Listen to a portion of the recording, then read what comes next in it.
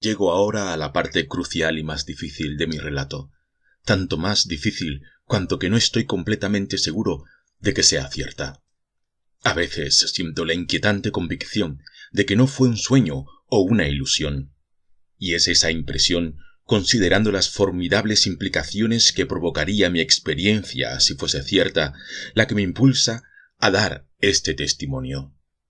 Mi hijo, experto psicólogo, que conoce mi caso mejor que nadie y se muestra favorable al mismo, será el primero en juzgar lo que tengo que decir.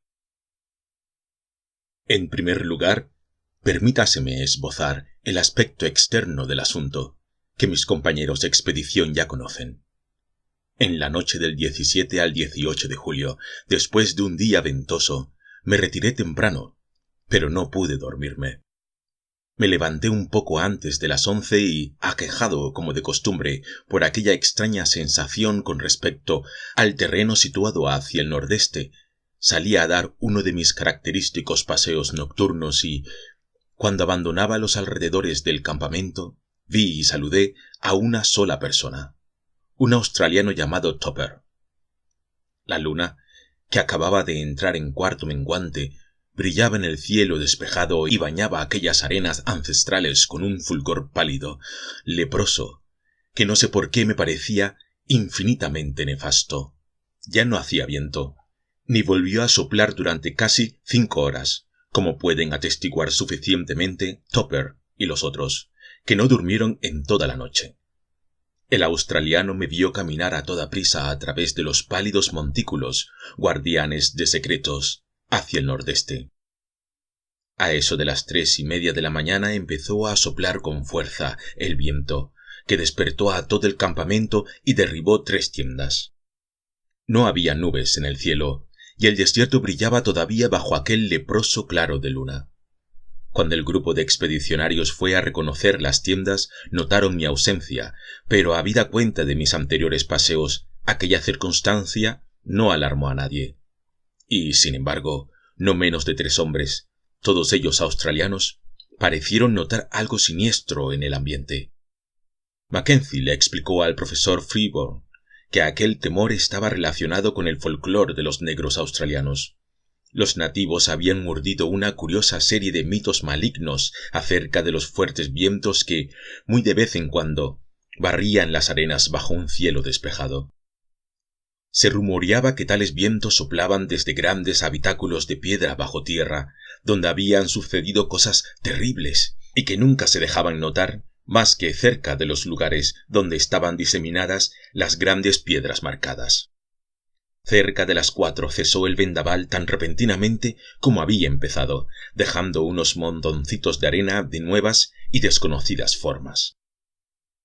Eran ya más de las 5 y la luna, turgente y fungosa, se ocultaba en el poniente, cuando entré en el campamento tambaleándome, sin sombrero, con la ropa hecha jirones, el rostro rasguñado y ensangrentado, y sin mi linterna eléctrica.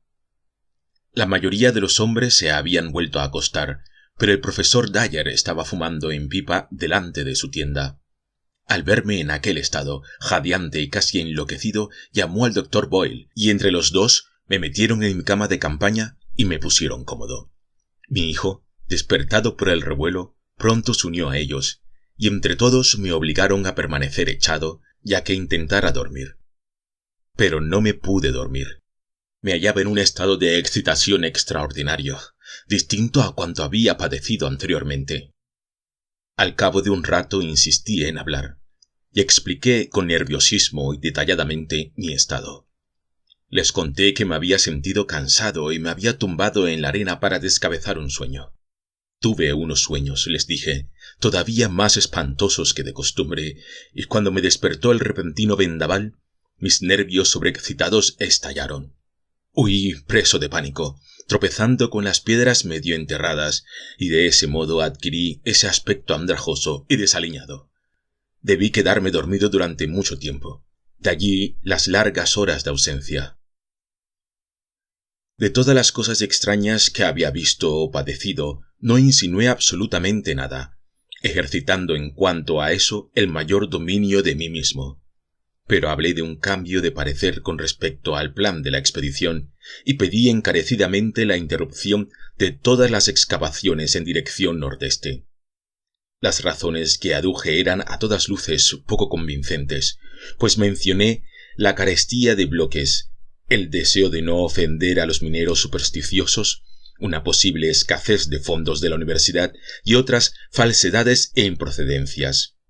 Como es natural, nadie prestó la menor atención a mis nuevos deseos, ni siquiera mi hijo, cuya preocupación por mi salud era evidente. Al día siguiente me levanté y estuve dando vueltas por el campamento, pero no tomé parte en las excavaciones. Viendo que no podía detener las obras, decidí regresar a casa lo antes posible, dado el estado de mis nervios, y le hice prometer a mi hijo que me llevaría en la avioneta a Perth, a 1000 millas, unos 1600 kilómetros, al sudoeste, en cuanto hubiera inspeccionado la zona que yo quería que dejaran en paz. Pensaba que, si lo que yo había visto estaba todavía a la vista, podía intentar que les sirviera de advertencia a mis compañeros, aún a costa de hacer el ridículo. Cabía la posibilidad de que los mineros conocedores de las leyendas locales me apoyaran. Accediendo a mis deseos, mi hijo hizo su reconocimiento aquella misma tarde, sobrevolando todo el terreno que yo podía haber recorrido en mi paseo. Sin embargo, nada de lo que yo había descubierto permanecía a la vista. Se trataba de nuevo de lo mismo que había ocurrido con el bloque de basalto anómalo.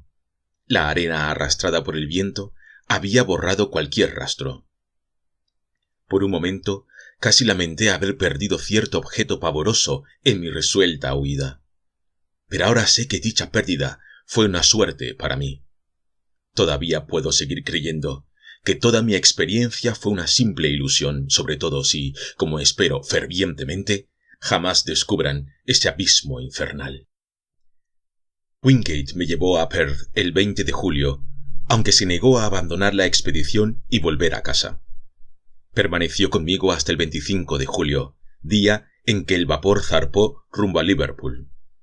En estos momentos, en el camarote del Empress, después de reflexionar mucho y desesperadamente sobre todo el asunto, he decidido que al menos mi hijo debe ser informado. De él dependerá si se le da más amplia difusión. Para salir al paso de cualquier eventualidad, he preparado este resumen de mis antecedentes, que los demás ya conocen de modo intermitente, y a continuación contaré, lo más brevemente posible, lo que pareció ocurrir durante mi ausencia del campamento aquella espantosa noche. Con los nervios de punta, y arrebatado por una especie de anhelo perverso por aquel inexplicable, pavoroso y pseudo-mnemotécnico impulso hacia el nordeste, seguí caminando con dificultad bajo la malévola y ardiente luna. Por todas partes vi, medio ocultos por la arena, aquellos prístinos bloques ciclópeos abandonados desde hacía indecibles y olvidados eones. La edad incalculable y el inquietante horror de aquel yermo monstruoso empezaron a oprimirme como nunca, y no pude evitar recordar mis exasperantes sueños, las espantosas leyendas en que se basaban y el actual temor de los nativos y los mineros en relación con el desierto y sus piedras esculpidas. Y, sin embargo, seguí caminando penosamente, como si acudiese a una cita inquietante, cada vez más abrumado por desconcertantes fantasías, impulsos y pseudo-recuerdos. Pensé en algunos de los posibles contornos de las filas de piedras que mi hijo había visto desde la avioneta, y me pregunté por qué razón me parecían al mismo tiempo tan ominosas y tan familiares. Algo estaba tratando de descerrajar la puerta de mi memoria, mientras otra fuerza desconocida procuraba mantenerla atrancada. Era una noche sin viento, y la arena pálida se combaba hacia arriba y hacia abajo como las heladas olas del mar. No llevaba rumbo fijo, pero no sé por qué caminaba inexorablemente, como si me guiara el destino. Mis sueños inundaban el mundo vigil, de manera que cada megalito hincado en la arena se me antojaba que formaba parte de las infinitas habitaciones y pasillos de mampostería prehumana, cubiertos de bajorrelieves, jeroglíficos y símbolos, que conocía de sobra por los años que fui mente cautiva de la gran raza. Por momentos me parecía ver aquellos horrorosos seres cónicos, omniscientes, yendo y viniendo en sus faenas habituales, y temía bajar la mirada por miedo a verme a mí mismo convertido en uno de ellos. Sin embargo, todo el tiempo veía los bloques cubiertos por la arena tan bien como las habitaciones y los pasillos, la malévola y ardiente luna tan bien como las lámparas de luminoso cristal, el interminable desierto tan bien como los helechos y las cicas ondulantes de más allá de las ventanas. Estaba despierto y soñando al mismo tiempo. No sé durante cuánto tiempo, hasta dónde, o realmente en qué dirección exacta había caminado, cuando divisé por primera vez el montón de piedras descubiertas por el viento diurno. Nunca había visto un grupo tan grande de piedras en un solo lugar, y eso me impresionó tanto, que de pronto se desvanecieron todas las visiones de tantos fabulosos eones. Otra vez no había más que desierto, la luna malévola y los tiestos de un pasado insospechado. Me acerqué y me detuve y proyecté la luz de mi linterna eléctrica sobre el montón de piedras derrumbadas.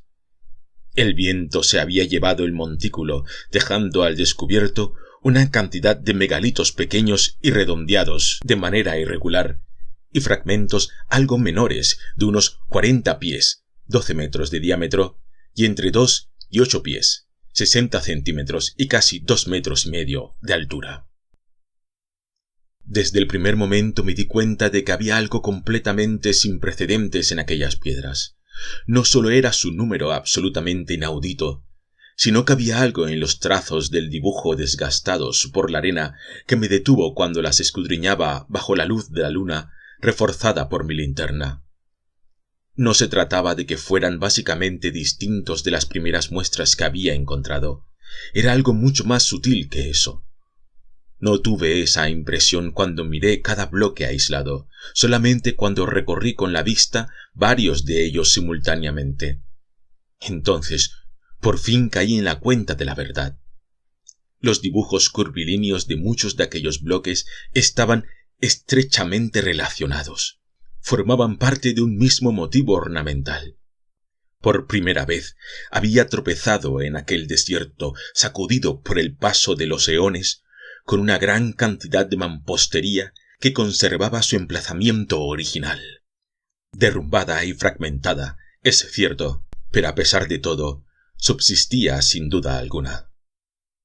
Subiéndome a un lugar bajo, trepé penosamente por el montón de piedras, quitando la arena con las manos de cuando en cuando, y procurando en todo momento interpretar las variaciones de tamaño, forma, estilo y relaciones mutuas de los dibujos. Al cabo de un rato pude adivinar vagamente la índole de aquella construcción del pasado y de los dibujos que un día cubrieron las vastas superficies de la mampostería primitiva. La perfecta identidad del conjunto con algunas de mis visiones en sueños me horrorizó y me desconcertó. Aquello fue hace tiempo un corredor ciclópeo de 30 pies, algo más de 9 metros de alto, pavimentado con losas octogonales y sólidamente abovedado por arriba. A la derecha se abrirían las habitaciones, y en su extremo más alejado, uno de aquellos extraños planos inclinados descendería hasta profundidades todavía mayores. Sufrí un violento sobresalto al ocurrírseme aquella idea, ya que no podía habérmela proporcionado únicamente la visión de aquellos bloques. ¿Cómo sabía yo que ese corredor debía haber estado bajo tierra? ¿Cómo sabía que la rampa de subida tenía que haber estado detrás de mí? ¿Cómo sabía que el largo pasillo subterráneo que conducía a la plaza de las columnas debería estar situado a mi izquierda, un piso por encima de mí? ¿Cómo sabía yo que la sala de máquinas y el túnel hacia la derecha, que llevaba hasta los archivos centrales, debieron estar situados 2 plantas más abajo?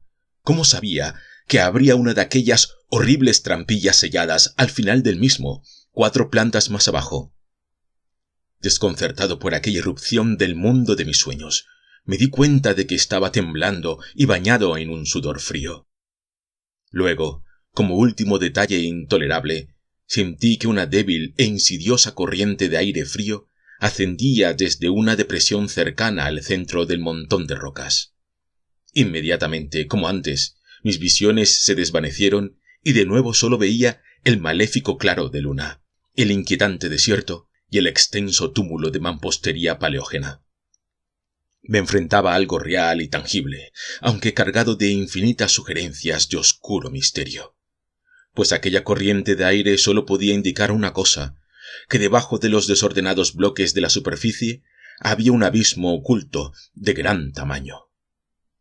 Lo primero que me vino a la cabeza fueron las siniestras leyendas de los negros australianos acerca de enormes habitáculos subterráneos entre los megalitos, en donde suceden cosas horrorosas y nacen los vendavales. Luego me vinieron a la memoria mis propios sueños y sentí que sombríos pseudo-recuerdos se agolpaban en mi mente. ¿Qué clase de lugar había debajo de mí? ¿Qué prístina e inconcebible fuente de ciclos mitológicos seculares y de obsesionantes pesadillas estaba a punto de descubrir? Solo vacilé un momento, pues me movía algo más que la curiosidad y el celo científico, oponiéndose a mi creciente terror. Me pareció que me movía casi automáticamente, como si estuviera en las garras de una especie de apremiante destino. Metiéndome la linterna en el bolsillo y con una fuerza que no creía poseer, arranqué un fragmento enorme de roca y luego otro, hasta que brotó una fuerte corriente cuya humedad contrastaba curiosamente con el aire seco del desierto. Una grieta oscura comenzó a abrirse y finalmente, una vez apartados los pequeños fragmentos que pude mover, el leproso claro de luna reveló una abertura lo bastante ancha para dejarme entrar. Saqué mi linterna y proyecté su brillante haz luminoso en la abertura. Debajo de mí había un caos de mampostería derrumbada que descendía bruscamente hacia el norte, formando un ángulo de unos 45 grados, que por lo visto era consecuencia de algún derrumbamiento del pasado. Entre su superficie y el nivel del suelo se abría un abismo de impenetrable oscuridad, en cuyo borde superior había huellas de una gigantesca bóveda. Al parecer, en aquel punto, las arenas del desierto descansaban directamente sobre una de las plantas de un edificio titánico, construido en los albores de la Tierra. Cómo se conservaba con el paso de los eones después de tantas convulsiones geológicas es algo que ni siquiera entonces, ni ahora tampoco, logré imaginar. En retrospectiva, la sola idea de bajar de pronto, yo solo, a aquel abismo incierto, cuando ni un alma conocía mi paradero, parece el colmo de la locura. Quizá lo fuese. Sin embargo, aquella noche emprendí sin vacilar semejante descenso. De nuevo se manifestó aquella atracción e impulso fatal que parecía haber dirigido mis pasos desde el primer momento. Encendiendo la linterna a ratos para ahorrar la pila, empecé aquel descabellado y dificultoso descenso por la siniestra y ciclópea pendiente por debajo de la abertura, avanzando de frente unas veces cuando encontraba buen punto de sujeción para pies y manos, y otras volviéndome de cara al montón de megalitos mientras me agarraba y buscaba a tientas más precariamente. A ambos lados de mí aparecían amenazadores, iluminados por el continuo haz de mi linterna, los lejanos muros de la derrumbada mampostería esculpida. Delante de mí, en cambio, solo había oscuridad ininterrumpida. Durante mi difícil descenso perdí la noción del tiempo. Mi mente bullía con tantas insinuaciones e imágenes desconcertantes que la realidad objetiva parecía haberse alejado a una distancia incalculable. No experimentaba ninguna sensación física, e incluso el miedo no era más que una aparición, como una gárgola inerte que impotentemente me mirase de soslayo. Finalmente llegué al suelo, sembrado de bloques caídos, fragmentos informes de piedra, arena y detritos de todo género. A ambos lados, separados unos 30 pies, algo más de 9 metros, se alzaban los muros macizos que culminaban en enormes crucerías. Pude discernir que estaban esculpidas, pero me fue imposible adivinar lo que representaban. Lo que más me impresionó fue la bóveda de arriba. La luz de mi linterna no llegaba hasta el techo, pero las partes inferiores de aquellos monstruosos arcos se destacaban claramente, y su parecido con lo que había visto en innumerables sueños del mundo antiguo era tan absoluto que por primera vez me puse a temblar en serio. Detrás y por encima, en la abertura, una débil salpicadura de luz ponía de manifiesto el lejano mundo exterior iluminado por la luna. Una imprecisa pizca de cautela me aconsejaba no perderla de vista, por si no disponía de otra guía para mi regreso. Entonces avancé hacia el muro a mi izquierda, donde los vestigios del tallado eran más evidentes. Era casi tan difícil atravesar aquel suelo cubierto como lo había sido la pila descendente, pero conseguía abrirme paso. En determinado momento aparté a un lado algunos bloques, desplacé con el pie los detritos para ver cómo era el pavimento, y me estremecí al comprobar la fatídica familiaridad de aquellas grandes losas octogonales cuya combada superficie todavía se mantenía más o menos unida. Al llegar a una distancia conveniente del muro, proyecté lenta y cuidadosamente la luz de la linterna sobre los desgastados remanentes del tallado. La afluencia de agua en el pasado parecía haber actuado sobre la superficie de la arenisca, pero había unas raras incrustaciones que no podía explicar. En algunos sitios la mampostería estaba muy suelta y deformada, y me preguntaba durante cuántos eones más podría conservar aquel prístino y recóndito edificio los restantes vestigios de forma, soportando los desplazamientos laterales de la tierra. Pero lo que más me entusiasmó fueron las propias esculturas. A pesar de su avanzado estado de desmenuzamiento, debido al paso del tiempo, era relativamente fácil identificarlas de cerca. Y el ver lo familiares que me resultaban todos sus detalles casi me dejó estupefacto. Que los principales atributos de aquella vieja mampostería me resultaran familiares no era tan inverosímil. Debieron impresionar profundamente a los forjadores de ciertos mitos, y así se incorporarían al flujo de las ciencias ocultas y de alguna manera llegaron a mi conocimiento durante mi periodo de amnesia, evocando imágenes muy vivas en mi subconsciente. Pero, ¿cómo explicar la exactitud y minuciosidad con que cada línea y cada espiral de aquellos extraños dibujos concordaba con lo que había soñado durante más de una veintena de años? ¿Qué oscura y olvidada iconografía podía haber reproducido cada sutil degradación de color y cada matiz de las visiones que de forma tan persistente, precisa e invariable asediaban mis sueños noche tras noche? No se trataba, pues, de ninguna casualidad, ni de un remoto parecido. Categórica, terminantemente, el milenario corredor, oculto durante tantos eones, en el que me encontraba, era el mismo que yo había conocido en sueños tan íntimamente como conocía mi propia casa de Crane Street, en Arkham. Es cierto que mis sueños mostraban aquel lugar en su estado original, aún no deteriorado, pero no por ello era menos real la identidad.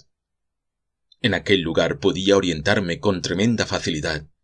Aquel edificio concreto en el que me encontraba me era conocido, y conocía asimismo el lugar que ocupaba en aquella terrible ciudad antigua de mis sueños. Me daba cuenta con espantosa e instintiva certidumbre de que podía dirigirme infaliblemente a cualquier punto de aquel edificio o de aquella ciudad que había ruido los cambios y las devastaciones de incalculables épocas. ¿Qué demonios significaba todo aquello? ¿Cómo había llegado yo a saber lo que sabía? ¿Qué tremenda realidad se ocultaba tras aquellos antiguos relatos de seres que habían vivido en ese laberinto de prístinas piedras? Las palabras solo pueden expresar mínimamente la mezcla de pavor y perplejidad que me consumía por dentro. Conocía ese lugar. Sabía lo que había debajo de mí y lo que se levantaba por encima de mi cabeza antes de que los innumerables pisos elevados se derrumbaran y quedaran reducidos a polvo, escombros y desierto. Ya no necesitaba, pensé, con un escalofrío, no perder de vista aquella débil salpicadura de luz lunar. Me debatía entre el ansia de huir y una mezcla febril de ardiente curiosidad e impetuosa fatalidad. ¿Qué había sucedido en esa monstruosa megalópolis de decrepitud durante los millones de años transcurridos desde la época de mis sueños? De todos los laberintos subterráneos que había debajo de la ciudad y comunicaban entre sí las torres titánicas, ¿cuántos habían sobrevivido a las conmociones de la corteza terrestre? ¿Había tropezado con todo un mundo terriblemente arcaico, enterrado bajo las arenas? ¿Sería capaz todavía de encontrar la casa del maestro escribano y la torre donde Sga, la mente cautiva de los carnívoros vegetales de cabeza estrellada de la Antártida, había esculpido ciertas representaciones en los entrepaños vacíos de los muros? ¿Estaría todavía despejado y transitable el corredor del segundo sótano que daba acceso a la sala de las mentes extranjeras? En aquella sala, la mente cautiva de un ser increíble, el habitante semiplástico del hueco interior de un desconocido planeta transplutoniano de dentro de 18 millones de años, guardaba cierto objeto que había moldeado con arcilla. Cerré los ojos y me llevé la mano a la cabeza en un vano y lastimoso esfuerzo por apartar de mi mente aquellos insensatos sueños fragmentarios. Entonces, por vez primera, percibí perfectamente el frescor, el movimiento y la humedad del aire circundante. Con un escalofrío, me di cuenta de una considerable sucesión de negros abismos muertos desde hacía eones, que sin duda alguna se abrían por debajo de mí en alguna parte más allá de donde me encontraba. Pensé en las tremendas cámaras, corredores y pendientes que recordaba de mis sueños. ¿Estaría todavía abierto el camino a los archivos centrales? De nuevo, aquella dinámica fatalidad tiraba insistentemente de mi cerebro cuando recordaba los impresionantes documentos que una vez estuvieron guardados en aquellas cámaras acorazadas, rectangulares, de metal inoxidable. Según los sueños y las leyendas, allí se había depositado toda la historia pasada y futura del continuo espacio temporal del cosmos, escrita por mentes cautivas de todo el orbe y todas las épocas del sistema solar. Una auténtica locura, desde luego. Pero, ¿acaso no acababa de entrar casualmente en un mundo obcecado, tan loco como yo? Pensé en las estanterías metálicas cerradas con llave y en sus curiosos tiradores que había que girar para abrirlas. La mía propia me vino a la memoria de manera muy vívida. ¿Cuántas veces había pasado por aquella complicada rutina de giros y presiones en la sección del piso más abajo dedicado a los vertebrados terrestres? Cada detalle me resultaba reciente y familiar. Si existía tal cámara acorazada como yo había soñado, podría abrirla en un momento. Fue entonces cuando aquella locura se apoderó de mí por completo. Un instante más tarde, estaba saltando y dando traspiés por encima de los escombros rocosos en dirección a la pendiente que, lo recordaba muy bien, conducía a las profundidades de abajo.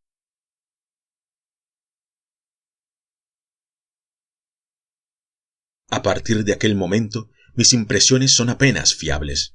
La verdad es que todavía tengo la apremiante esperanza decisiva de que todo forme parte de algún sueño demoníaco o una ilusión provocada por el delirio. La fiebre hizo estragos en mi cerebro, y todo lo veía como a través de una especie de neblina, a veces, solo a ratos. Los rayos de mi linterna se proyectaban débilmente en la oscuridad que me rodeaba, revelando fantasmales resquicios espantosamente familiares de muros y esculturas completamente arruinados por el deterioro del tiempo.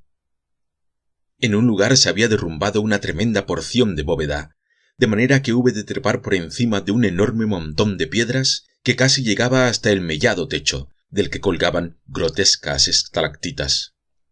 Era el ápice definitivo de mi pesadilla, agravado por aquel blasfemo tira y afloja de pseudo-recuerdos.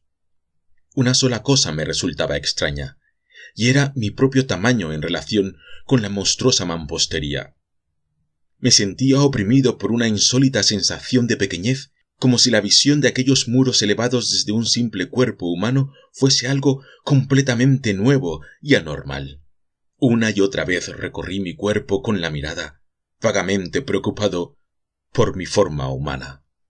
Seguí hacia adelante a través de la oscuridad, saltando, hundiéndome y tambaleándome, cayéndome muchas veces y magullándome, y en una ocasión casi hice añicos la linterna. Cada piedra y cada rincón de aquel endemoniado abismo me resultaban conocidos, y en muchos puntos me detuve para proyectar el haz de luz de la linterna a través de aquellas arcadas que, aunque obstruidas y derrumbadas, seguían siendo familiares. Algunas habitaciones se habían desplomado por completo, otras estaban vacías o llenas de escombros. En unas cuantas vi masas de metal, unas bastante intactas, otras rotas, y algunas aplastadas o abolladas, en las que reconocí los colosales pedestales o mesas de mis sueños. Lo que podían haber sido en realidad no me atrevo a suponerlo. Encontré la pendiente hacia abajo y empecé a descender, aunque al cabo de un rato me detuve ante una sima abierta, mellada, cuya parte más estrecha no tendría menos de 4 pies, algo más de 1 metro.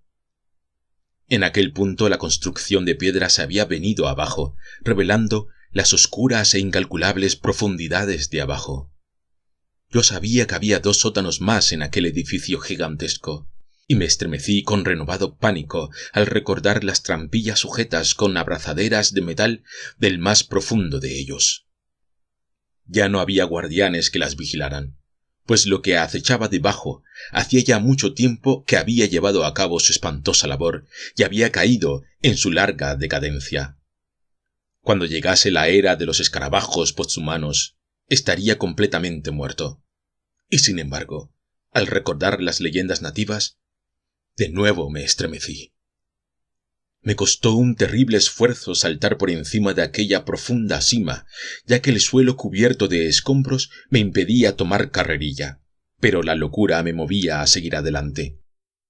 Escogí un punto cercano al muro de la izquierda, donde la grieta era más estrecha y el lugar de aterrizaje estaba más o menos libre de peligrosos escombros, y tras unos instantes de inquietud alcancé el otro lado sin ningún percance. Por último, llegué a la planta inferior, y seguí avanzando dando traspiés, dejando atrás las arcadas de la sala de máquinas, donde había un fantástico montón de chatarra, medio enterrada bajo las bóvedas derrumbadas. Todo estaba donde yo sabía que debía estar, y, lleno de confianza, trepé por encima de los montones que obstruían la entrada de un enorme corredor transversal. Enseguida me di cuenta de que el corredor me llevaría por debajo de la ciudad a los archivos centrales. Una infinidad de épocas pareció desplegarse ante mí a medida que avanzaba, tropezando, saltando y trepando por encima de aquel corredor lleno de escombros. De vez en cuando vislumbraba esculturas en los muros maculados por el paso del tiempo, unas familiares, otras añadidas aparentemente en un periodo posterior a mis sueños. Como se trataba de un camino real subterráneo que comunicaba entre sí las casas, no había arcadas salvo cuando pasaba por los pisos inferiores de varios edificios. En algunos de esos cruces me hice a un lado el tiempo suficiente para recorrer con la mirada e inspeccionar los corredores y las habitaciones que también conocía. 2 veces solamente encontré cambios radicales con respecto a lo que había soñado, y en una de ellas pude localizar los contornos de la arcada tapiada que recordaba. A medida que avanzaba apresuradamente y de mala gana por la cripta de una de aquellas grandes torres ruinosas, sin ventanas, cuya extraña mampostería de basalto indicaba que era cierto el espantoso origen que se rumoreaba, temblé bruscamente y sentí que me invadía una rara debilidad paralizante. Aquel sótano primitivo era circular y tenía un diámetro de por lo menos 200 pies, unos 60 metros, sin ninguna talla en su sillería de color oscuro. El suelo no tenía más que polvo y arena, y vi las aberturas que conducían hacia arriba y hacia abajo. No había escaleras ni rampas. La verdad es que yo sabía por mis sueños que aquellas torres negras nunca habían sido habitadas por la fabulosa gran raza. Quienes la habían construido no necesitaban escaleras ni rampas. En mis sueños la abertura descendente estaba rigurosamente sellada y tímidamente vigilada. En aquellos momentos estaba abierta, negra y profunda, y emitía una corriente de aire frío y húmedo. No quise ni pensar de qué ilimitadas cavernas de noche eterna podía salir. Después, abriéndome paso por una parte del corredor que estaba muy obstruida por los montones de cascotes, llegué a un lugar donde el techo se había derrumbado completamente. Los escombros se elevaban como una montaña, y trepé por encima de ellos, pasando por un enorme espacio vacío, en el que la luz de mi linterna no descubrió ni muros ni bóvedas. Ese debe de ser, pensé, el sótano de la casa de los proveedores de metal, que daba a la tercera plaza, no lejos de los archivos. Lo que había sucedido allí no podía imaginarlo. Volví a encontrar el corredor al otro lado de la montaña de detritos y piedras, pero un poco más allá el camino estaba completamente obstruido, pues el montón de cascotes procedentes de la caída de la bóveda casi tocaba el techo, peligrosamente hundido. No sé cómo me las arreglé para arrancar y echar a un lado los suficientes bloques para abrirme paso, ni cómo me atreví a mover aquellos fragmentos encajados firmemente, cuando la menor variación del equilibrio podía haber provocado el derrumbe de todas aquellas toneladas de mampostería superpuesta, aplastándome sin remedio. Era pura locura lo que me empujaba y me guiaba. Si es que aquella aventura subterránea no fue, como espero, una alucinación infernal o una fase del sueño. Pero abrí un paso, o soñé que lo hacía, por el que podía arrastrarme. A medida que me contoneaba por encima del montículo de escombros, con la linterna encendida metida en la boca, sentía que me desgarraban las fantásticas estalactitas del mellado techo por encima de mi cabeza. Me encontraba ya cerca del gran recinto subterráneo de los archivos, que parecía ser mi objetivo. Deslizándome y bajando a gatas por el lado opuesto de la barrera y avanzando con tiento a lo largo del tramo restante del corredor, con la linterna encendida solo a ratos, llegué por fin a una cripta baja, circular, con arcos, todavía en un maravilloso estado de conservación, que se abrían en todas direcciones.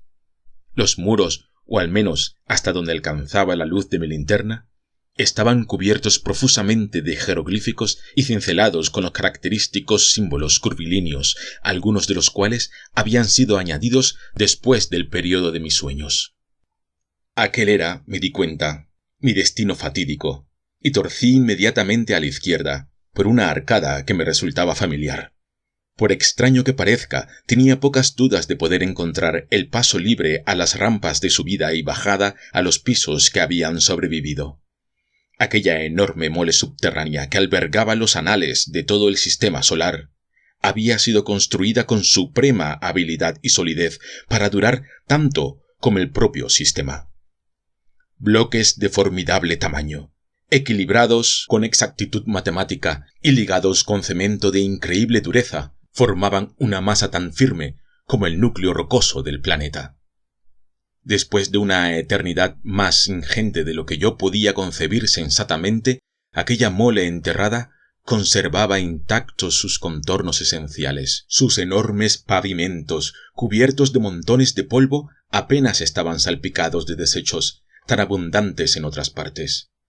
La relativa facilidad con que pude caminar a partir de aquel lugar se me subió curiosamente a la cabeza. Toda la frenética ansiedad, contenida hasta entonces por los obstáculos, salió a relucir en una especie de prisa febril y literalmente eché a correr por los pasillos de techo bajo, al otro lado de la arcada, que recordaba de manera tan extraordinaria. Había dejado de asombrarme la familiaridad de lo que veía. A ambos lados asomaban monstruosamente las grandes puertas de las estanterías metálicas, cubiertas de jeroglíficos, unas todavía en su sitio, otras forzadas y algunas dobladas y combadas por fuerzas geológicas del pasado, sin la suficiente fuerza para destruir la titánica mampostería. Por todas partes los montones de polvo, al pie de los estantes abiertos y vacíos, parecían indicar el lugar donde habían caído los estuches derribados por los temblores de tierra. En algún que otro pilar había grabados grandes símbolos y letras que indicaban el tipo de volúmenes allí clasificados. En una ocasión me detuve ante una de las cámaras acorazadas abiertas, donde vi algunos de los acostumbrados estuches de metal, todavía en su sitio entre el omnipresente polvo arenoso. Estirando el brazo, saqué con alguna dificultad uno de los ejemplares de menor grosor y lo puse en el suelo para examinarlo. El título estaba escrito en los habituales jeroglíficos curvilíneos, aunque había algo en la ordenación de los caracteres que parecía sutilmente insólito. El extraño mecanismo de cierre en forma de broche me era perfectamente conocido y levanté la tapa, todavía sin oxidar y manejable, sacando el libro de su interior. Como esperaba, tenía 20 por 15 pulgadas, unos 50 por 38 centímetros de superficie y unos 5 centímetros de grosor. Las finas tapas de metal se abrían por arriba.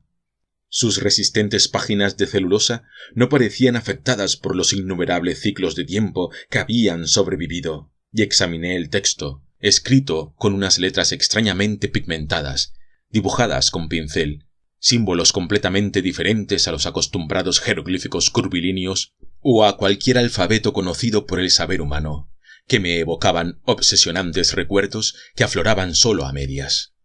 Se me ocurrió que era el lenguaje empleado por una mente cautiva que había conocido un poco en mis sueños, una mente procedente de un gran asteroide en el que había sobrevivido gran parte de la vida arcaica y del saber del planeta primitivo del que era fragmento. Al mismo tiempo recordé que aquel nivel de los archivos estaba dedicado a los volúmenes que se ocupaban de los planetas no terrestres. Cuando dejé de examinar detenidamente aquel documento increíble, vi que la luz de mi linterna empezaba a fallar, de modo que le introduje rápidamente la pila de repuesto que siempre llevaba conmigo. Entonces, provisto de una luz más potente, reanudé mi carrera febril por la interminable maraña de pasadizos y corredores, reconociendo de vez en cuando alguna estantería familiar y vagamente molesto por las condiciones acústicas de aquellas catacumbas durante tantos eones sumidas en la muerte y el silencio, que hacían resonar mis pisadas de un modo incongruente. Las huellas de mis propios zapatos en el polvo, no hollado durante milenios, me hicieron estremecer. Nunca antes, si mis descabellados sueños contenían algo de verdad, habían pisado pies humanos aquellos pavimentos inmemoriales. Mi mente consciente no tenía la menor idea de cuál era el objetivo concreto de mi insensata carrera. Sin embargo, había alguna fuerza demoníaca que tiraba de mi voluntad aturdida y de mis recuerdos soterrados, de modo que presentía vagamente que no corría al azar. Llegué a una rampa descendente y la seguí hasta el abismo más profundo. Los diferentes pisos desfilaban vertiginosamente ante mí mientras corría, pero no me detuve para explorarlos. En mi vertiginoso cerebro había empezado a latir un pulso rítmico que hizo temblar mi mano derecha al unísono. Quería abrir algo y me parecía que conocía todas las complicadas vueltas y presiones necesarias para hacerlo. Era como una moderna caja fuerte con cerradura de combinación.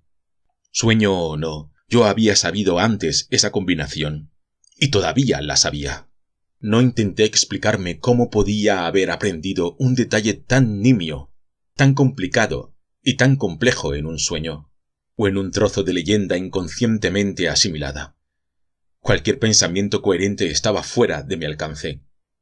Pues, ¿acaso toda aquella experiencia, aquella espantosa familiaridad con una serie de ruinas desconocidas y aquella identidad monstruosamente exacta de todo lo que tenía ante mis ojos, con lo que sólo los sueños y los fragmentos de mitos podían haber sugerido, no era un horror que rebasaba todos los límites de la razón? Probablemente estaba convencido entonces, como ahora, en mis momentos de cordura, de que todo era un sueño, y de que la ciudad enterrada no era más que un fragmento de una alucinación febril. Finalmente llegué al piso más bajo y enfilé a la derecha de la rampa. Por alguna oscura razón traté de amortiguar mis pasos, aunque avanzaba más despacio por ello. En aquella última planta subterránea había un espacio que temía cruzar, y a medida que me acercaba recordé cuál era la causa de mi temor.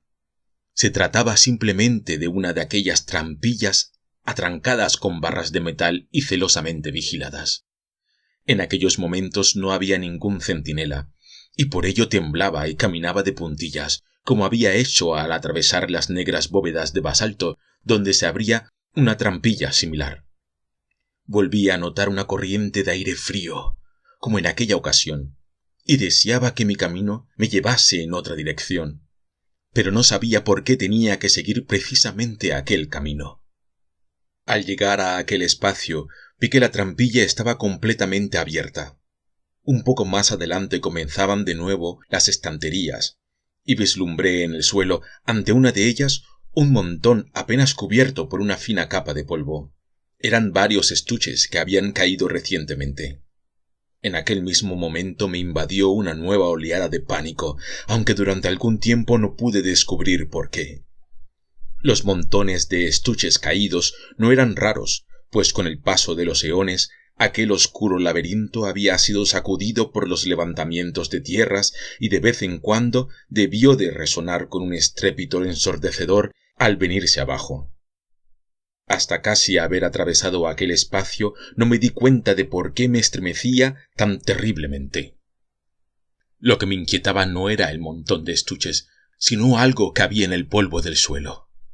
A la luz de la linterna parecía que aquella capa de polvo no era tan uniforme como debiera.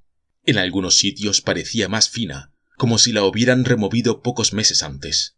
No podía asegurarlo, pues incluso en los sitios donde era aparentemente más fina había bastante polvo. Sin embargo, la mera sospecha de que en aquella desigualdad pudiera haber cierta regularidad era sumamente inquietante.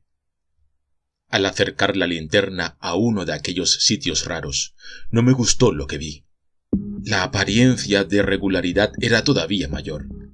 Era como si hubieran filas regulares de huellas, agrupadas de 3 en 3, cada una de las cuales tenía un poco más de un pie cuadrado, 9 centímetros cuadrados, y consistía en 5 marcas casi circulares de unas 3 pulgadas, más de 7 centímetros y medio, una de las cuales estaba adelantada en relación con las otras 4. Aquellas supuestas filas de pisadas parecían dirigirse en 2 direcciones, como si algo hubiera ido a alguna parte y hubiese regresado.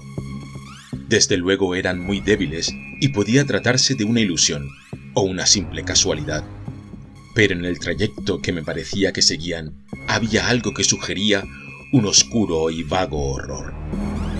Pues en uno de los extremos del mismo estaba el montón de estuches, que deberían haber caído no hacía mucho, mientras que en el otro extremo se hallaba la ominosa trampilla siniestra que despedía un aire húmedo y frío, abiertas sin ninguna protección a los abismos inimaginables.